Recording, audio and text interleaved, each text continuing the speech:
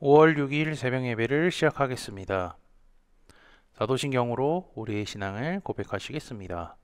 나는 전능하신 아버지 하나님 천지의 창조주를 믿습니다. 나는 그의 유일하신 아들 우리 주 예수 그리스도를 믿습니다. 그는 성령으로 잉태되어 동정녀 마리아에게서 나시고 본디오 빌라도에게 고난을 받아 십자가에 못 박혀 죽으시고 장사된 지 사흘 만에 죽은 자 가운데서 다시 살아나셨으며 하늘에 오르시어 전능하신 아버지 하나님 우편에 앉아 계시다가 거기로부터 살아있는 자와 죽은 자를 심판하러 오십니다.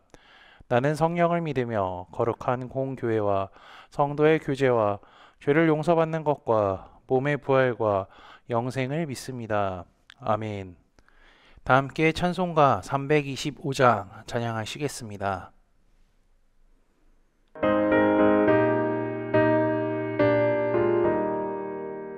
예수가 함께 계시니 시험이 오나 겁없네. 기쁨의 근원 되시는 예수를 위해 삽시다.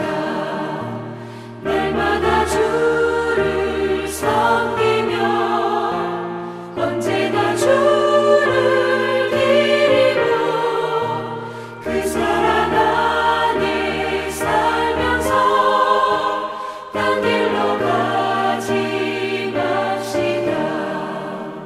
이 세상 사는 동안에 주 이름 전파하면서 무한한 복락 주시는 예수를 위해 삽시다. 날마다 주를 섬기며 언제나 주를 기리고 그 사랑 안에 살면서 딴 길로 가지 맙시다. 이 세상 친구 없어도 예수는 나의 친구니 불의한 일을 버리고 예수를 위해 삽시다. 날마다 주를 섬기며 언제나 주를 기리고 그 사랑 안에 살면서 딴 길로 가지 맙시다. 주께서 심판하실 때 잘했다 칭찬하리니 이러한 상급 받도록 예수를 위해 삽시다. 날마다 주를 섬기며 언제나 주를 기리고 그 사랑 안에 살면서 딴 길로 가지 맙시다. 오늘 우리 공동체의 성경 읽기 본문은 민수기 8장 9장입니다. 그중 8장 14절에서 22절까지를 읽고 말씀을 나누도록 하겠습니다. 너는 이같이 이스라엘 자손 중에서 레위인을 구별하라. 그리하면 그들이 내게 속할 것이라. 내가 그들을 정결하게 하여 요제로 드린 후에 그들이 회막에 들어가서 봉사할 것이니라. 그들은 이스라엘 자손 중에서 내게 온전히 드린 바 된 자라. 이스라엘 자손 중 모든 초태생 곧 모든 처음 태어난 자 대신 내가 그들을 취하였나니 이스라엘 자손 중에 처음 태어난 것은 사람이든지 짐승이든지 다 내게 속하였음은 내가 애굽 땅에서 모든 처음 태어난 자를 치던 날에 그들을 내게 구별하였음이라. 이러므로 내가 이스라엘 자손 중 모든 처음 태어난 자 대신 레위인을 취하였느니라.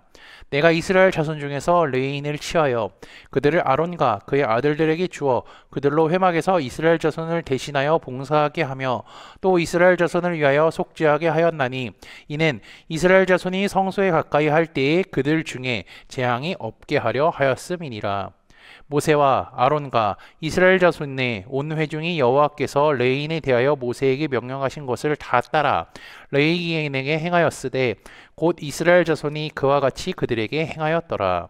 레위인이 이에 죄에서 스스로 깨끗하게 하고 그들의 옷을 빨매 아론이 그들을 여호와 앞에 요제로 드리고 그가 또 그들을 위하여 속죄하여 정결하게 한 후에 레위인이 회막에 들어가서 아론과 그의 아들들 앞에서 봉사하니라. 여호와께서 레위인의 일에 대하여 모세에게 명령하게 하신 것을 따라 그와 같이 그들에게 행하였더라. 아멘. 민수기 8장은요, 성소에 있는 등대의 불을 켜게 하신 것과 레위인을 봉헌하는 봉헌식에 대해 나오며 9장은 두 번째 유월절을 지키는 내용이 나와 있죠. 이스라엘은 하나님의 말씀을 지켜서 본격적으로 광야 생활을 준비했습니다. 어제 읽었던 7장부터 오늘 읽을 9장까지 쭉 보시면 이스라엘 백성들이 어떠한 준비를 했는지 머릿속에 그려지실 겁니다. 오늘은 그중 제가 읽은 14절에서 22절의 말씀은 레위인을 이스라엘 백성과 따로 구분하여 하나님을 섬기는 사람으로 봉헌하는 예식에 대한 내용이죠. 그리고 8장 5절에서 13절은요, 레위인의 임명 절차에 대한 하나님의 말씀이며 14절에서 19절은 임명식의 의미에 대한 내용이고요. 그리고 20절에서 22절은 모세와 아론, 이스라엘 백성들이 모두 하나님이 명령하신 대로 행하셨다는 것을 기록하고 있습니다. 우선 레위인의 임명식에 대해서 간단히 설명하자면 몸과 털을 씻는 정결 의식을 하고요. 그 다음에 희생제물을 드리는 예식, 그리고 레위인을 아론과 그 아들들 앞에 세워서 하나님께 바치는 선언 순서로 이루어집니다. 이 과정에서 한 가지 특이한 점이 있는데요. 제가 8장 10절을 읽어드리도록 하겠습니다. 레위인을 여호와 앞에 나오게 하고 이스라엘 자손이 그들에게 안수하게 한 후에, 이것은요, 레위인이 이스라엘 백성을 대신하는 희생제물이라는 것을 의미합니다. 레위인은 제사장이나 성소의 성물처럼 기름 부음은 받지는 않습니다. 다만 정결하게 구별되어서 성직에 종사하는 자로 취임할 뿐이죠. 게다가 하나님은 레위인이 내 것이라는 것도 말씀하십니다. 본문 16절에 나와 있죠. 그들은 이스라엘 자손 중에서 내게 온전히 드림받은 자라. 이스라엘 자손 중 모든 초태생 곧 처음 태어난 자 대신 내가 그들을 취하였나니. 애굽에서 장자가 죽었을 때요, 하나님은 이스라엘 장자들을 다 살려주셨습니다. 그리고 이스라엘 중에서 레위인을 장자로 택하셨죠. 그렇게 한 이유는 하나님께서 장자만 온전하면요, 다른 사람은 다 용납하시겠다는 대표의 원리로 보여주신 겁니다. 제가 어제도 얘기했고요. 우리가 앞으로 성경 공부를 통하여서 계속 배우겠지만 북이스라엘과 남유다 왕조도 왕이 하나님을 온전히 섬기느냐 섬기지 못하느냐에 따라서 하나님께서 대하는 태도가 다르고 그들의 신앙이 달랐음을 우리는 확인할 수가 있을 것입니다. 어쨌든 이스라엘 모든 맞이를 대신하여서 레위인들이 하나님의 소유로 확정되었죠. 그리고 그 다음에는 아론 계열 제사장들에게 선물로 주십니다. 레위인은 이스라엘의 모든 바다들을 대신하여서 하나님께 바쳐진 존재들이었지만 다른 한편으로는 제사장에게 맡겨진 존재라고 할 수 있습니다. 왜냐하면 제사장들이 그들을 관할하고 통솔해야 하기 때문이죠. 그리고 19절을 보면요, 레위인들은 이스라엘을 대신하여서 회막에 봉사하게 하고요, 이스라엘 자손을 위하여서 속죄하게 하였다고 할 수가 있습니다. 이것은 12절의 내용과 함께 생각해야 합니다. 12절에서는 레위인들이 수송아지를 머리에 안수함으로써 수송아지가 레위인을 위한 속죄 제물이 됩니다. 그리고 제가 좀 전에 10절에서 읽은 것처럼 이스라엘 백성들이 레위인의 머리에 안수함으로써 레위인 자체가 속죄물로 희생을 당한다는 것을 의미합니다. 그렇다고 물론 실제로 제단 위에서 희생제물처럼 죽는 것은 아닙니다. 레위인들을 이스라엘을 위한 속죄제물로 여긴다는 말은요, 레위인들이 반드시 하나님의 진노나 재앙이 온 공동체에 임하는 것을 막기 위한 처방이 된다는 것을 의미하죠. 그들은 부정한 이스라엘 자손이 성소에 가까이 함으로 재앙을 받게 되는 것을 막기 위하여서 이스라엘을 대신하여서 수행하는 자들이 된 것입니다. 모세와 아론은 온 이스라엘 자손이 하나님의 말씀을 실행에 옮겼습니다. 하나님의 말씀에 그대로 순종한 것이죠. 레위인들은 5절에서 19절에 기록된 하나님의 말씀을 그대로 행합니다. 레위인의 정결례식과 희생제사, 그리고 이들의 제사장의 수종을 드는 자들임을 공식적으로 또 선언을 하죠. 22절입니다. 여호와께서 레인의 일에 대하여 모세에게 명령하게 하신 것을 따라 그와 같이 그들이 행하였더라. 모든 자들은 하나님의 말씀에 그대로 순종합니다. 이들은 일사불란하게 움직이죠. 노예의 삶에서 건져주시고 백성 삼아주셨을 뿐만 아니라 광야 생활에 필요한 모든 것을 주시는 하나님의 말씀에 순종하고 있는 것입니다. 특히 민수기 8장은요, 이스라엘 백성들이 순종을 다 하는 것이 나오지만 꼭 집어 얘기하면 레위인들의 순종이라고 할 수가 있습니다. 이 레위인들이 온전히 순종할 때 이스라엘 백성들은 하나님께 온전한 제사와 예배를 드릴 수 있습니다. 레위인의 순종과 삶은요, 나머지 11지파로 하여금 하나님의 말씀대로 살아가는 것이 어떤 건지 잘 보여주기도 합니다. 그들은 자기 중심이 아니라 하나님 중심으로 살아가는 삶을 살아가는 것이기 때문이죠. 그 삶은요, 하나님께서 책임져 주시고 함께 하십니다. 바울도 로마서에서 레인의 삶과 비슷한 고백을 하는데요. 제가 로마서 14장 말씀을 읽어드리겠습니다. 우리 중에 누구든지 자기를 위하여 사는 자가 없고 자기를 위하여 죽는 자도 없도다. 우리가 살아도 죽을 위하여 살고 죽어도 주를 위하여 죽나니 그러므로 사나 죽으나 우리가 주의 것이로다. 바울의 이 고백을 생각하면요, 오늘 민수기 8장에서 본 레위인의 삶을 말하는 것 같지 않으신가요? 바울은 그리스도인이 말씀처럼 살아야 한다고 합니다. 지금은 성막이 존재하지 않죠. 다만 성막을요, 여러분들의 삶의 자리라고 생각해 보시면 어떨까요? 그러면 답이 나오실 겁니다. 우리의 삶의 자리는 다르지만 주님을 위하여 살고 주님을 위하여 죽으며 사나 죽으나 우리가 주님의 것이라 고백하는 삶을 살아야 하죠. 오늘 말씀을 생각하시어 레인처럼 하나님 말씀에 온전히 순종하여 내 것이 아닌 하나님을 위해 살아가는 코너스톤 믿음의 형제자매들이 되시기를 주님의 이름으로 축복합니다. 다 함께 찬송가 455장 찬양하시겠습니다.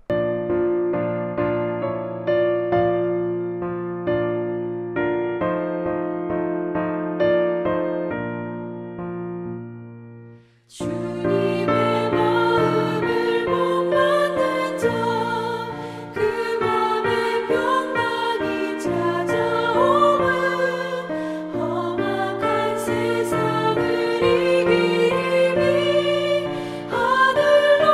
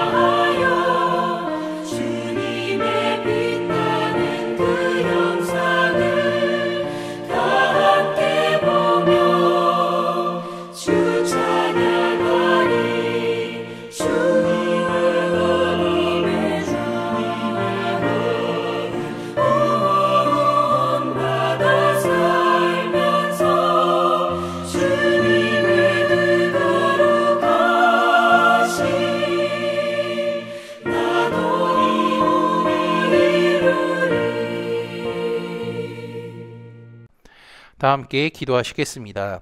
전능하신 하나님 아버지, 인간을 사랑하사 독생자 예수 그리스도를 이 땅에 보내주셔서 그분의 십자가로 인하여서 죄를 처리해 주심에 감사합니다.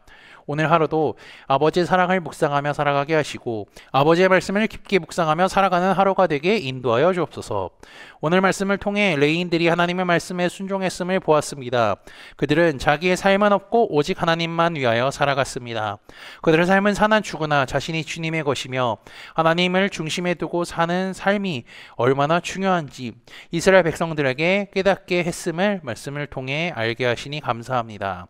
그리고 바울의 고백을 통하여 그리스도인이 갖고 살아야 하는 마음이 레인들과 비슷함을 보았으니 우리도 자기를 부인하고 죽기까지 주님의 말씀에 순종하며 살아가도록 인도하여 주옵소서. 지난주 말씀을 기억하며 기도합니다. 미래를 온전히 맡기는 믿음으로 하나님께 기쁨을 드렸을 때 하나님의 소리를 들었던 아브라함을 보았습니다. 독자 이삭을 바쳐야 하는 암울한 미래가 예견되어 있지만 그럼에도 불구하고 그는 자신의 미래를 하나님께 온전히 맡겼습니다.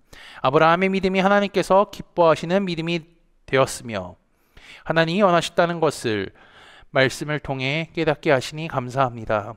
우리의 미래도 확실하지 않습니다. 그러나 아버지께서는 선지자들과 사도들을 통하여서 미래에 어떠한 일이 일어나게 될 것인지 성경 말씀을 통해 알려주셨으니 우리도 아버지의 말씀을 굳게 믿고 아브라함과 같이 미래를 온전히 맡기는 믿음으로 하나님께 기쁨을 드리며 살아가는 코너스톤 믿음의 형제자매들이 되도록 인도하여 주옵소서. 예수 그리스도의 이름으로 기도합니다. 아멘. 이 시간 합심으로 기도할 제목들을 나눕니다. 먼저 깨어있는 신앙과 하나님 나라를 사모하고 주님의 다시 오심을 기다리며 살아가도록 기도하시고 지금 당하고 있는 어려움을 극복할 수 있는 믿음과 지혜를 위해 기도하시기 바랍니다. 그리고 교회를 이끌어 가시는 사랑하는 담임 목사님과 사역자들을 위해 기도해 주시기 바라며 이번 주 금요일에 진행되는 봄 음악회를 위해 5월 둘째 주부터 시작되는 성경 공부와 목회자 세미나를 위해 소그룹원들을 위해 환우의 건강과 회복을 위해 각자 가지고 계신 기도의 제목들을 놓고 기도하시기를 바라며 오늘도 주 안에서 승리하십시오.